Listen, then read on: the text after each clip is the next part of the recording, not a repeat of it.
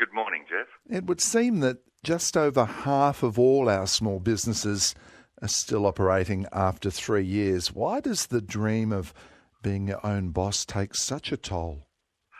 Look, I think it's an interesting statistic that almost half close after 4 years, but I don't necessarily equate that to failure. The data talks about closure, and in my experience, almost always those exits are controlled. Unfortunately, there are that involve significant financial losses, but on the positive side, I think there are some people who pursue their dream, establish a business, and then perhaps after a year or two or three decide that it either isn't for them or the business plan didn't turn out the way they'd liked, so they have they close the business. What I hope for is that they have a controlled exit and therefore it's not a significant financial hardship. Of course, we do hear about those that are a substantial financial failure, and they're the ones that we'd like to minimise. At this time in our economic cycle, David, how many people are starting new businesses? Well, more than ever, in my experience, and that, of course, has at least two drivers, probably more. We see what I call necessity-driven small business operators, those who perhaps may have lost their job in traditional employment and therefore need to virtually create their own job. Yes. So therefore they're going into small business through necessity. We're seeing some of those after the mining downturn. There's professionals in that mining sector who may hang out their own shingle and become consultants.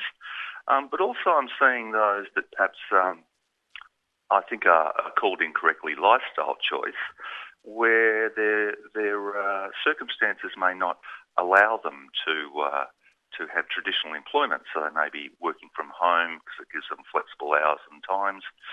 And also then I think there's a third category of those who perhaps are in the older age bracket, who may have built up a bit of a financial security, who've always had a dream and now they've decided they're going to step out and have a go. The biggest problem, it seems to me, from this Curtin Economics Centre report was the issue of late payments from larger businesses. Absolutely. I think it's extremely disappointing that Australia ranks so poorly compared to other countries, including the UK, in paying its bills on time. It would seem to me that we've developed a culture of literally paying our bills late, and that is incredibly surprising to me, growing up in a country that prided itself on a fair go. So it is extremely disappointing, but also it's incredibly damaging to small business. Cash flow is their lifeblood. They don't have a lot of capital to draw on, so they need to be paid on time. And therefore, it's disappointing that paying your bills on time seems to be the exception rather than the norm. Not only that, there's now some evidence coming out that suggests this damages our economy, that simply not paying small businesses doesn't just damage that business, it's actually a drag on our economy. So I hope there'll be significant focus and debate in the coming weeks and months about the general culture and behaviour within large corporates in Australia about their payment terms and times. My guest this morning is the Small Business Commissioner, David Eaton, 1300 222 720. I'm particularly interested if you have a small business and this late payment issue is affecting you. 1 in 5 of those businesses said that payment delays of a month or more were really hampering their ability to do business. And David, it is a mindset that says, I can afford not to pay you what I owe you until the very last moment, so I won't. And you have to just pay that price. We see it with contractors. We see it with subbies on big construction and mining projects. Do companies, the big companies, have to be publicly called to account for this because it is having such an impact on those around them trying to do business? The international report suggests that countries like Japan actually have a culture of paying their bills early. The UK, on average, pays about 5 days late, and Australia lags well behind on average of 26 days late. Now that would suggest that for every small business that gets a bill paid on time, somebody's getting paid 52 or 2 months late. This is something that I hear about a lot. Yeah. Businesses, when they're in crisis, come to me. Now we have the data and evidence to support that, and I'd like to see, the corporate leadership stand up, and we have seen that in the last couple of weeks. Some major corporate leaders stand up and say that they will look at their payment times and perhaps even shorten it less than 30 days, and that would be a wonderful thing if we see corporate Australia move in that direction. This morning on the program, we're looking at the small businesses that the research shows contribute almost $40 billion to our state's economy, second only to mining, and the challenges that your businesses face, firstly to survive and then thrive. And I want to know about your business. Let's get some sense of the scale and diversity among the small businesses that operate here. How is it going for you today? What are your greatest challenges? Is it that late payment issue? Will you still be in business in 3 years? Is there any succession plan for someone else to run it when you finally had enough? 1300 222 720. We are statewide. I want to hear about a whole range of small businesses this morning. David, the survey tells us that 1 in 3 who embark on a small business career will bail out in the next 5 years, and one of the problems is that they have no one to hand the reins of responsibility to. Yes, I think that is perhaps the evolution of our community. If you look back a few decades, I suppose the business models lasted longer. We started a small business, expected it to last decades, and then hopefully would hand it on to our children. That, of course, has changed.